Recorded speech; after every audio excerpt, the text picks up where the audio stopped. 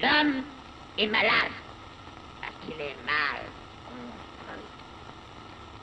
Il faut se décider à le mettre à nu pour lui gâter cet animal pur qui ne se mange pas.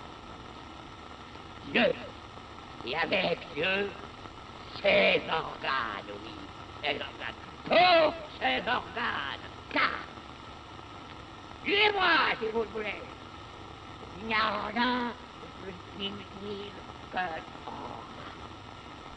Bora lá, de pé pra sentar aqui, começar o Para Acabar com Juízo.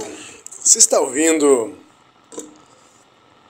Para Acabar com Juízo, episódio, esqueci, sempre esqueço, nunca soube na verdade. É Anchor, não é mais Anchor, né? Hoje agora é Podcasters, Spotify. 105, então o nosso episódio 106, 105 foi o último, né? Olá, que tal? Antes eu usava um programa chamado Anchor, né? O programa era uma plataforma, Anchor, que ele subia para outras plataformas. E tal como o que acontecia com a Coca-Cola, que acontece ainda com a Coca-Cola até o dia de hoje, que ela não pode ver uma marca dando bobeira, tipo Guaraná Jesus do Maranhão. Eles vão e compram a marca e mantêm a logo e os caralho, mas você vai vendo atrás, tá lá Coca-Cola. Chamate, Mate Leão, Rei Leão. Chamate Leão, Coca-Cola, tudo é Coca-Cola agora. Brahma, Coca-Cola. Mentira, é Ambev, que é outra grande corporação. Da mesma forma, o Spotify não contém de ser um puta monopólio das plataformas, de plataforma musical, né, de stream, também faz com que a gente perca mídias físicas e tem que ficar pagando, né, eternamente, para ouvir música sem anúncio. Então, de qualquer forma, você vai pagar, seja pagar vendo anúncio, seja pagar pagando. É muito bom, né? O capitalismo inventa jeitos de a gente pagar sem dinheiro, assim, né? É o famoso, você não conseguir pagar com dinheiro, vai pagar com a alma, né? Mas não contente com apenas esse tipo de dominação, os caras foram pegar a plataforma que eu entendia que era meio independente, que chamava, não, deve ser uma puta grande corporação, Anchor, da Âncora, que era a plataforma de subir e editar podcasts. Que ele fazia esse trabalho automático de levar os podcasts para o Spotify. Aí olhou aquela plataforma bonita e falou, nossa, vou comprar. Aí quem quiser fazer um podcast, falar coisas de nazismo ou de antiédipo, né, que tá aí, né? Esse é o espectro dos podcasts, né? Vai de antiédipo até nazismo, assim, né? Vai de ecocomunitivismo primitivo anarquista até flow podcast, assim, numa boa. Até podcast Red Pill, como é que é? Tem uma página no Instagram que os meninos só mandam essa, assim, eles mandam um take, não, como é que fala? Um recorte de um podcast de um cara branco, né? Mandando uma palavra bem red pill, assim, são vários, né, porque existem vários, uma palavra bem red pilleira, tipo, cara, tem um que é muito bom, que é, não importa se você tem um PhD, se você não pode me ganhar na porrada, eu ainda sou dominante em cima de você. Aí, tipo, solta esse take, assim, dos caras brancos, normalmente não, estadunidense, né, ou falando inglês, e aí entra os gringos doidos também, tudo meio Daft Punkeado, assim, tipo, de visual, e manda, another white boy with a podcast. Começa a falar do que eles falam, qualquer crypto, Jimbro, pronouns, oh no, isso nessa gastada. Bom, autocrítica, né, aqui também tem um white boy no final da podcast, mas espero que não fale, não solte umas palavras red pill ainda nessa existência, não só nesse podcast, mas também nessa existência. Espero que seja um exercício mais cuidadoso e aprazível com a vida e com vocês e comigo, né, meus queridos. Mas aí o Spotify comprou, olha só, hiperlink, hein, voltando aí para o assunto, comprou, e agora ele mesmo coordena o Anchor com o mesmo estético, estava tudo pronto lá, né, só pegou e comprou. Mas é isso, né. Do mesmo jeito que há grandes corporações industriais, há grandes corporações de plataforma, né, de plataformização. Então, esse é o destino de todos nós, sermos plataformizados, sermos comprados por uma grande corporação, né? Por que não? Aí, né, como é que será? Pensa comigo, acontece com as indústrias, acontece com sites, com as plataformas, como é que já acontece, claro, mas como é que vai acontecer ainda mais nitidamente com as pessoas? Como é que a gente vai ser possuído por um grande conglomerado comercial, né? Por um grande conglomerado de negócios, assim. Curioso, né? Pense sobre isso. Bom, mas não é sobre isso, não é só sobre isso, né? O nosso episódio de hoje. Você que nunca ouviu esse podcast, você caiu no episódio 106, assim, de bobeiras, e falou, caralho, eu vou ouvir esse episódio 106. Esse episódio que eu tô bem frito. Então, não sei porquê, acho que muito café.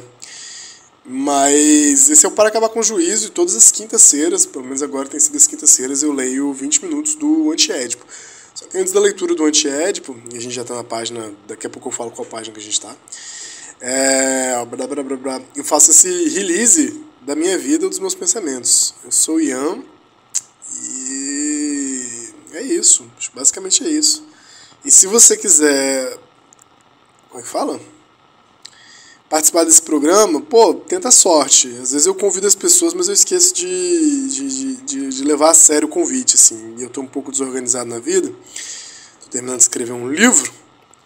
Isso é um livro, cara. E aí eu tô meio zureta. Mas enfim, aí eu boto nessa hora o despertador para 20 minutos. Não conto o tempo de balela. O tempo de balela é tempo extra. É trabalho extra que eu faço aqui para esse podcast. Que meu contrato só diz para eu fazer 20 minutinhos. Tudo gravado no celular, tudo com muito amor e com muito carinho. Então toda semana a gente vai lendo na ordem esse livro que é um calhamaço, né? Então esse trabalho já tem... Chutou desde 2020? Puta que pariu, velho. Deixa eu conferir aqui mais uma vez aqui no Anchor, que não é mais Anchor. Não vou conferir não porque eu perdi o trem aqui. Calma aí. Another White Boy with a Podcast. Quero ficar com essa música na cabeça. Cara, a gente tá aí... Eu acho que desde 2020. Caraca, não acredito nisso. Exato, desde novembro de 2020, o que dá 2021, 2022, 2023, assim, informalmente é o quarto ano, mas redondo é o terceiro ano, né, de tempo. A gente faz aniversário, eu fiz uma coisa inventada aqui, né, que não precisava. Se a gente começou 12 de novembro, já aconteceram quantos 12 de novembro, né? Assim que se faz matemática de tempo, muito tranquilo. 2021 foi um ano, 2022 foi 2 anos, a gente tá rumo a fazer 3 anos de podcast, é isso. Another White Boy with a Podcast. E aí a gente tá no capítulo 3 do Antiédipo, que se chama Selvagens, Bárbaros, Civilizados. E a gente tá na página 205 daquela edição bonita da editora 34. Muito linda essa edição, de verdade, gosto muito. Tenho um carinho especial por esse vermelho meio alaranjado, assim, esse OE, que é uma letra que eu não sei pronunciar, né, mas em francês, né, que é Oedipus, em francês, e eu não sei pronunciar essa letra que é o O e o E junto, mas em português, graças a Deus, é o Antiédipo, de Gilles Deleuze e Feliz Portugal. E no terceiro capítulo a gente tem uma terceira sessão que se chama, que a gente está abrindo hoje, Problema de Édipo, e um parágrafo, que é o que a gente vai também começar hoje, que chama 3.3.1, as disjunções inclusivas sobre o corpo plano da Terra. Então é um belo capítulo muito antropológico e sociológico que eu tenho muita dificuldade de ler, então vamos junto, eu vou tentar ser devagar, porque se eu sair correndo eu não vou entender porra nenhuma. Vamos lá. O corpo plano da Terra comporta distinções, sofredor e perigoso, único, universal, assenta-se sobre a produção, sobre os agentes, as conexões de produção. Então, o corpo plano da Terra, né, é onde se engancham as máquinas desejantes dentro da máquina social primitiva, né. Então, esse corpo plano da Terra, esse corpo sem órgãos, comporta distinções. Nem corpo sem órgãos, é um corpo pleno, na verdade, da Terra. Sofredor e perigoso, único, universal, assenta-se sobre a produção, sobre os agentes, as conexões de produção. Então, assenta sobre a produção, porque essa coisa para eles, né, do corpo sem órgãos, aqui no Antiédipo, como esse lugar quase do do enganchamento entre as máquinas sociais e as máquinas desejantes, sem produzir dicotomia. Esse que é o esforço, não há contradição e não há dicotomia nesse processo de enganchamento. Então, tudo que se produz, tudo que se conecta, né, máquinas técnicas, máquinas desejantes, máquinas sociais, o fazem sobre um corpo pleno, né, ou sobre um corpo sem órgãos, no caso aqui o corpo pleno da Terra. Porque eles estão falando de uma máquina social específica, que é a máquina social primitiva. E dessa forma, tudo se assenta, né, assenta sobre a produção, sobre os agentes e as conexões de produção. Tudo parece provir da Terra. Né? E é isso, acho que basicamente é isso. Como um exemplo, para não ficar só no abstrato, quando os povos indígenas falam que a Terra não é nossa, nós somos a Terra, né? E aí eles reivindicam a questão do marco temporal numa dimensão muito mais legislativa, capitalística, muito mais despótica de sobrecodificação, eles falam, não, porque pra gente não tinha nem que estar em discussão isso, não se discute isso. A Terra não é nossa, nós somos a Terra. É como se todos esses agentes emanassem, assentassem nesse corpo pleno, né, e fossem ele, essa unidade, esse único, esse universal. Mas também, aí continua o texto, mas também sobre ele tudo se agarra e se inscreve, tudo é atraído por ele, miraculado. Ele é o elemento da síntese disjuntiva e da sua reprodução, força pura de filiação ou genealogia. Então, o que eles estão fazendo aqui? Se no primeiro capítulo eles apresentaram as 3 sínteses da produção inconsciente, que de alguma forma não se distingue apenas, não serve apenas para as máquinas desejantes, mas também para as máquinas sociais, para os modos de produção social, quase como se o modo de produção social também fosse um movimento inconsciente, porque né? Eles precisam de trabalhar essas 3 sínteses agora. Se no primeiro capítulo eles apresentam essas 3 sínteses, se no segundo capítulo eles falam da descoberta dessas 3 sínteses do inconsciente por parte da psicanálise, né, como é que funcionou isso na psicanálise, e como a psicanálise o tempo todo jogou de volta essas sínteses para o problema da família, o familismo, né? E essas 3 sínteses, lembrando, é totalmente uma junção de pensar a produção econômica ou a produção material marxiana, com a produção do desejo freudiano.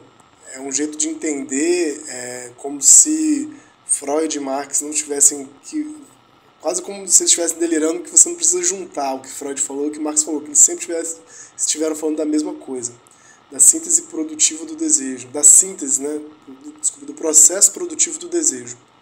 Processo produtivo material, processo produtivo do desejo é a mesma coisa. E aí, finalmente, no terceiro capítulo, eles vão juntar isso de uma maneira ainda mais rigorosa e cabulosa, né, dizendo como funcionam essas sínteses do desejo, essas sínteses do processo do desejo, síntese do processo inconsciente, a partir da ligação entre máquinas desejantes e máquinas sociais. Então, primeiro eles falam da conexão, é esse corpo pleno que assenta sobre a produção, sobre os agentes e conexões, primeira síntese, né? Conexão de desejo, mas também sobre ele tudo se agarra e se inscreve. Ou seja, também é uma superfície de registro de inscrição, superfície de atribuição de valor e de divisão. Tudo é atraído por ele, miraculado. Ele é o elemento da síntese disjuntiva, segunda síntese, e da sua reprodução, força pura da filiação ou genealogia. Então, numen, por meio da filiação ou genealogia, por meio desses traços, como a gente viu, a produção da máquina primitiva se distribui, né? As caças se distribuem, as mulheres, os homens se distribuem, os jovens se distribuem, as funções se distribuem, o que cada corpo vai fazer numa aldeia, numa comunidade, tudo isso vai se distribuir a partir de certos registros de filiação, genealogia, ou seja, certa síntese disjuntiva. O corpo pleno é o engendrado, mas a filiação é a primeira característica da inscrição marcada sobre esse corpo. Beleza. Então, se falaram da conexão e da disjunção, agora você tem que falar da terceira síntese, que é do consumo. Se você vê, assim, se você hackeia o antiédipo, ele é bem repetitivo, para falar a verdade, mas ele é bem maluquinho. E já sabemos que é esta filiação intensiva, esta disjunção inclusiva, na qual tudo se divide, mas em si mesmo, e na qual o mesmo ser está em toda parte, de todos os lados, em todos os níveis, apenas com diferença de intensidade. Então é muito interessante isso aqui, né? Esse spinozianismo que eles estão pensando, né? Se as comunidades primitivas, se as aldeias e os povos primitivos, eles fazem divisões que não se excluem, pois tudo que não se excluem, que não se contradizem, que não se comparam de maneira linear e por meio de diferenciações, assim, por assim dizer, né? Não se diferencia. A Rita Laura Segato, ela tem um exemplo muito bom sobre isso, que ela fala de plenitude ontológica nos povos originários, que você já tem sim uma diferença entre homens e mulheres, por exemplo, que ela trabalha gênero, né? Mas não há uma mulher em comparação com o homem. Há plenitude ontológica, ou seja, a completude do que é ser homem e a plenitude do que é ser mulher. E isso é uma complementaridade, há uma necessidade de duplo apoio e por aí vai. Quando você entra com os regimes capitalistas, o patriarcado de alta intensidade, né, para Rita Laura Segato, você vai ter essa ideia de que a mulher é algo a partir do homem, que quer dizer, a mulher é o não homem, né, a mulher é o não homem fundamental, ou seja, aquela que não consegue lidar com as tarefas públicas, aquela que não consegue lidar com a política, aquela que não consegue caçar, aquela que não consegue executar a virilidade, portanto, tem que ser mulher, né? Então, há nisso uma certa comparação, uma diferenciação, né? É ruim essa palavra diferenciação, mas acho que vocês me entendem, assim, mas uma diferenciação comparativa, não uma diferenciação positiva, né, e plena. Então, se tudo surge do corpo plano da Terra, e se os povos originários podem dizer nós somos a Terra, há uma unidade nesse processo, há uma universalidade e uma unicidade nesse processo que não pode dizer que homens são melhores do que as mulheres, ou homens são mais importantes que as mulheres, ou os adultos são mais importantes que as crianças, porque tudo é Terra. Tudo é a Terra. Tudo é Pachamama, tudo é Pan, por aí vai.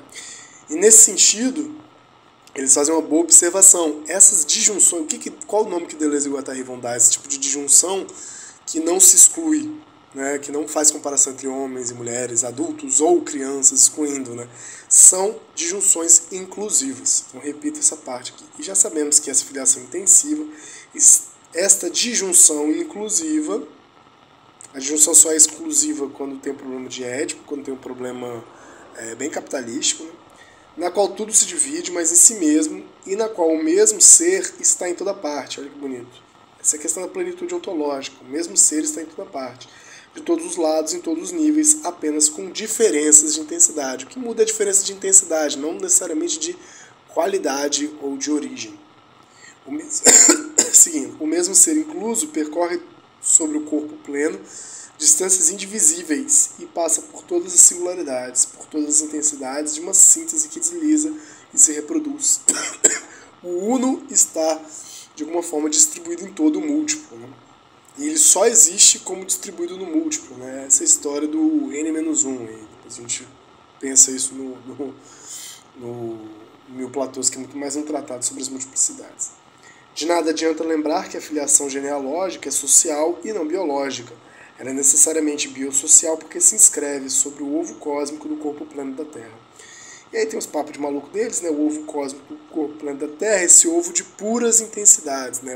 Porque eles usam muito essa metáfora do ovo, eu vou usar essa palavra, é uma metáfora mesmo, ou essa alegoria do ovo, porque o ovo é simplesmente um conjunto de líquidos e substâncias ali, sem formas, né? Amorfas, mas que tem ali todos os graus de potência para se atualizar num ser vivo, né? Então esse ovo cósmico que eles estão falando é esse puro mar de intensidade que sim, pode ganhar forma, pode ganhar extensão, né? Extensividade e diferenciação a partir da extensividade, mas sua origem é a mesma. Então nesse sentido, mesmo que haja divisões de filiações genealógicas, de árvores genealógicas dentro de um conjunto comunitário, ele ainda é totalmente relacionado, né? Ele tem uma origem mítica que é ela é necessariamente biosocial porque se escreve sobre o ovo cósmico do corpo plano da Terra. Não tem como dizer que é uma filiação 100% biológica, até porque pressupor que um conhecimento biológico pudesse dar conta dessas linhagens já é desconsiderar que você está saindo de partida de uma avaliação localizada, que é o saber, o conhecer biológico, né? Esse que é o problema, né? O conhecimento às vezes vai se afastando da própria vida e se vê como um avaliador da vida de maneira independente da própria vida, né? E não se vê como interessado no processo. Só que esse que é um grande problema. O conhecimento não pode nem na sua prática exercício como cuidado do próprio conhecimento ser apartado da vida, ser separado da vida, mas também, por outro lado, nem como fundamentação argumentativa para se produzir conhecimento. Não faz sentido um conhecimento que se pressupõe maior do que a vida. Beijo, Nietzsche. Beijo, Foucault, né? O Foucault que acho que mais trabalha isso de uma maneira muito bonita, assim, com relação principalmente às ciências humanas. Ela tem uma origem mítica, que é o Uno. Aí, falei do Uno e do múltiplo. Eu não leio isso aqui antes, tá, galera? Então, isso aqui é uma surpresa para mim. Tudo que eu já estou integrado, já estou fundido. Esse livro já se anexou ao meu sovaco, já somos um acoplamento estrutural. Ela tem uma origem mítica, que é o Uno, ou melhor, o Uno 2, primitivo. Uno 2, aí eles têm essa birra com o Uno, né? E eles vão falar o Uno 2 primitivo. O que é o Uno 2 primitivo? Eu não sei, mas isso aí. Aqui, será preciso dizer os gêmeos ou o gêmeo que se divide e se une pelo próprio, o nomo ou os nomo. Então é isso aí, né? O Uno 2 primitivo, que nunca parte de um só, né? Aí eu não sei se eles estão se referindo, depois a gente tenta conseguir ver, porque tem muitas lendas de origem, né? Que é o 1 se dividindo em 2, assim, logo de princípio, ou duas unidades discutindo, trabalhando o universo, ou uma grande unidade para dar início a algum movimento de universo precisando se dividir, né? E realmente, se tudo vem de um só, não tem muito movimento, né? Engraçado. Porque não dá para reconhecer o movimento de um só se não tem parâmetros comparativos de intensidade, parâmetros comparativos de perspectiva, né? Então, tem que ter pelo menos 3, né? Pelo menos 3. 4 é bom, mas tem que ter pelo menos 3. Tem que ter pelo menos eu, você e a linguagem, né? Aí, beijo, Lacan. Será preciso de... Aí deram essa castada aqui. A síntese disjuntiva distribui os ancestrais primordiais, mas cada um por si mesmo um corpo plano completo, macho e fêmea, aglutinando sobre si todos os objetos parciais. Com variações tão somente intensivas que correspondem ao zigue-zague interno do ovo do Gon. Cara, vocês não falaram do ovo do Gon até agora, falaram? Não, esse aqui eu vou dar um Ctrl F, na moral, porque esses caras são muito gastão, mano. O ovo do Gon é o ovo do corpo sem órgãos, né? Que tá lá, é até a imagem da representação do ovo do Gon que tá no Mil Platôs, no volume 3 da divisão brasileira, né? E no sexto platô, que é o corpo sem órgãos, como construir para si um corpo sem órgãos. Mas eu acho que no Anti-Édipo até agora eles não falaram do ovo do Gon, cara, juro. Então eles estão muito gastando. Tem aqui o PDF.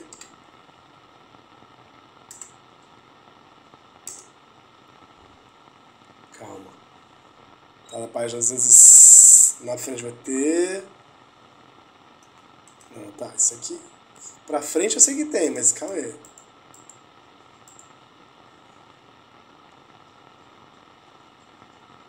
Cara, é só pra trás mesmo. Ou é só pra frente. Cara, impressionante. Até agora eles não falaram nada do ovo do Gon. Olha o nível da doideira dos caras. Por isso que o texto é idiota, né? Porque os caras metem essa. Também coisa de recorte editorial, né? Nas cartinhas que eles vão trocando. Ah, a gente já falou do ovo do Gon? Ah, foda-se, bota aí, depois a gente explica, não tem problema. É um livro que não se importa muito de explicar antecipadamente porque eles estão falando. Às vezes eles falam um negócio que a explicação só vai vir lá na caixa prego, né? Por isso você precisa ler ele umas 10 vezes. Bom, mas esse ovo Dogon é esse mito originário do povo Dogon sobre esse ovo cósmico, né? Por isso que eles pegam essa referência aí. Não que eles tenham conhecido o povo Dogon, mas eles viram algum estudo antropológico sobre eles. Parabéns, franceses! Bom, seguindo, então, aglutinando sobre si todos os objetos parciais, com variações tão somente intensivas que correspondem ao zigue-zague interno do ovo Dogon, ou seja, do ovo das intensidades. Então, os familiares têm essa dimensão não só extensiva de corpinhos de familiares e de parentesco, mas também intensiva, né, que carrega os objetos parciais e de ancestralidade. Cada um repete intensivamente por toda a genealogia. Beleza. Não, desculpa. Cada um repete... Olha que bonito isso aqui. Quando se nasce, né, na máquina social primitiva, cada um repete intensivamente por si toda a genealogia. Bonito isso, né? Esse zigue-zague das intensidades, essa cartografia ancestral, né? e é o mesmo em toda parte das duas extremidades da distância indivisível e de todos os lados, litania de gêneros, filiação intensa. Tá bom. Marcel Griaule e Germaine Dieterlen esboçam no início de Renard Pale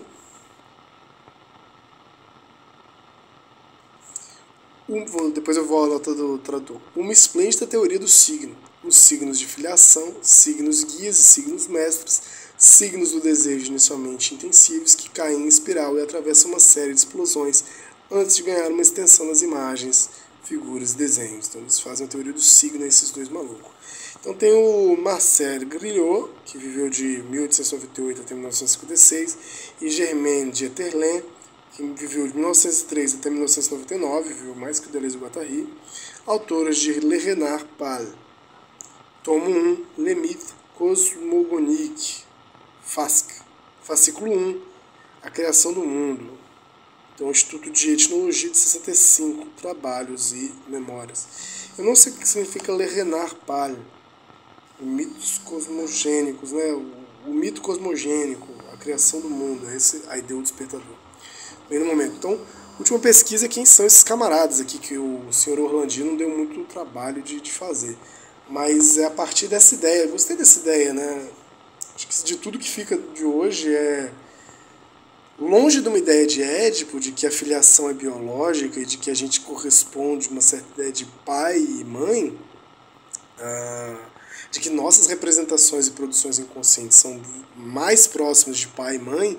Eles estão falando de uma máquina social primitiva, não que isso não funcione pra gente, isso funciona muito pra gente, principalmente como bichinhos civilizados capitalistas, né?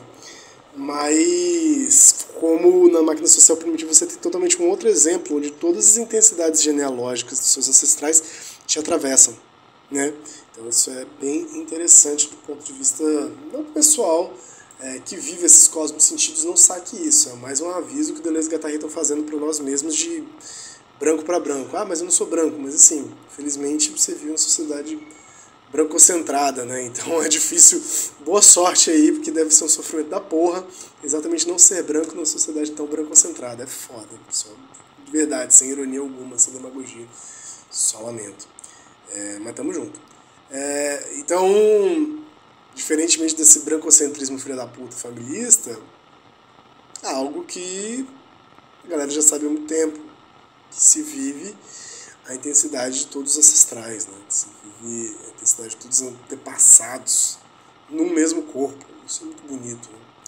E aí, o que eu vou ver aqui? De onde que eles pegaram essas dicas? De pessoas brancas, lógico. É o Marcel Griaule, Another White Boy for Podcast.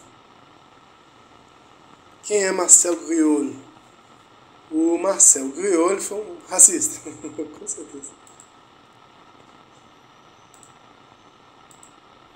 Foi um etnólogo francês, né? Famoso por seu trabalho sobre os Dogons. É ele mesmo, cara. E os Dogons, quem são os Dogons? A gente fica falando dessa galera, os Dogons, cara, que foto linda. Um Rogon, líder espiritual Dogon, em 2008. Caralho, que maneiro. Os Dogons estão em regiões de população significativa, está no Mali, tem Mali, lá no norte da África.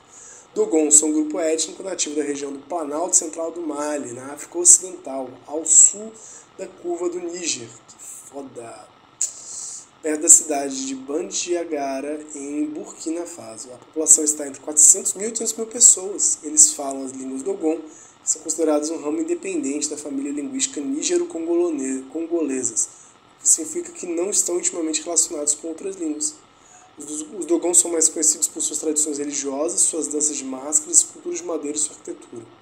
Desde o século XX, houve mudanças significativas na organização social, cultura material e crença desse povo, em parte porque seu território é uma das principais atrações turísticas do Mali. Foda. Muito doido. Caralho, as máscaras. Isso tudo via Wikipédia. Beleza, então o senhor Marcel Griaule é um etnólogo que pesquisou os Dogons de Mali e o outro camarada é o Germaine Dieterlen. Germaine Dieterlen. Não,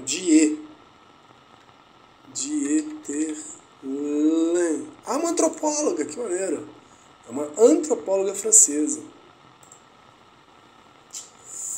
Foi uma antropóloga francesa, aluna de Marcel Mauss. Ela trabalhou com os notáveis antropólogos franceses Marcel Griol e Jean Rouge.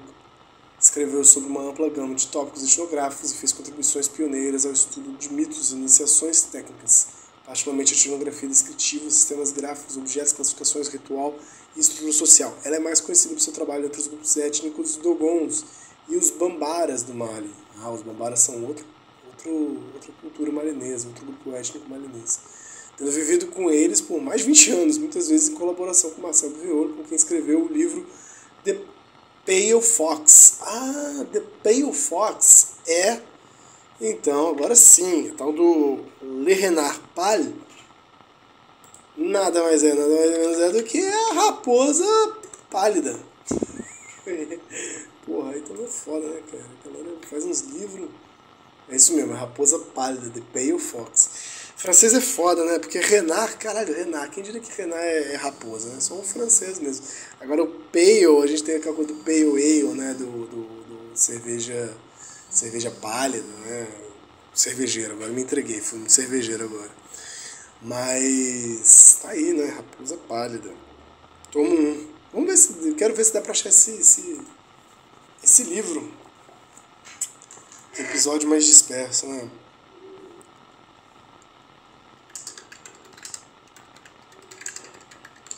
Pô, fiquei curioso. Não achei.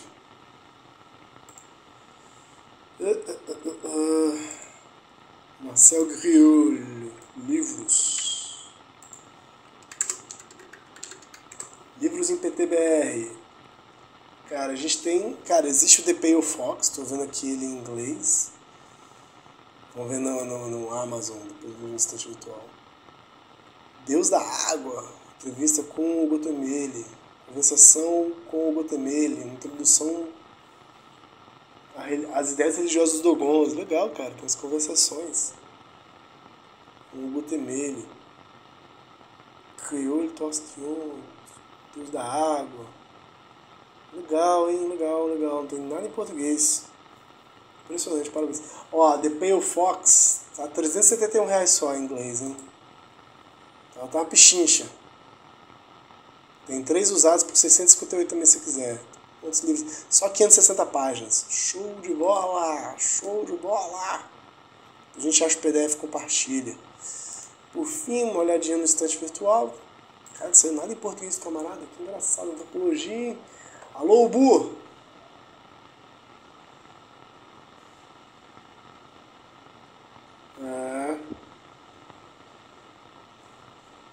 Não achei nada muito consistente aqui, numa rápida olhada pelo estante virtual. Beleza, vou acreditar aí nessa raposa pálida. A gente segue então no 3.3.1 sobre o problema de Édipo na semana que vem. Valeu, minhas raposas pálidas. Um forte abraço, um beijo.